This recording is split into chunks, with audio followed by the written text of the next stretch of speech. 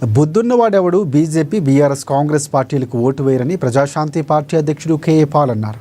నీతి నిజాయితీ కలిగిన ఏకైక రాజకీయ నాయకుడు ఎన్టీ రామారావు అని కొనియాడారు. ఎన్టీ రామారావును చిత్రహింసలు పెట్టింది చంద్రబాబు అనే ఆరోపణలు ఉన్నాయని గుర్తు చేశారు.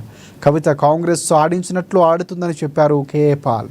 జూబ్లీహిల్స్ దశ మార్చేందుకు తనతో చేతులు కలపాలని కేఏ పాల్ ప్రజలకు పిలుపునిచ్చారు.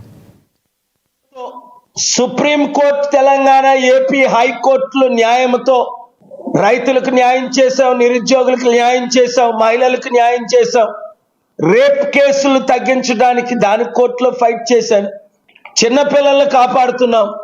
నా సొంత డబ్బు ద్వారా 5 లక్షల కోట్లు ఏ విధంగా పంచానో మరలా జూబ్లీహిల్స్ లో ఉన్న ప్రతి ఒక్క ఓటర్కి కన్నీరు లేకుండా చేసే కెపాసిటీ, మీరు గెలిపించే బాధ్యత మీది.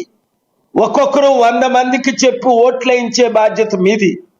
అలాగే జూబ్లీహిల్స్ లో ఉన్న రిపోర్టర్స్ నోట్ చేసుకొని రిజిస్టర్ చేసుకున్న వారికి 1 year లోనే, గెలిపించిన 1 year లోనే డబల్ బెడ్రూమ్ ఫ్రీగా కట్టి ఇవ్వడం జరుగుతుంది.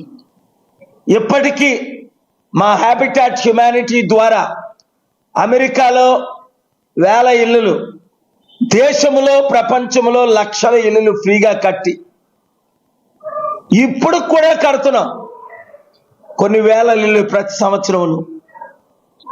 సో తెలివైన వాళ్ళు, బుద్ధిన్నోళ్ళు, బుర్ర పనిచేస్తున్నోళ్ళు, సిగ్గున్నోళ్ళు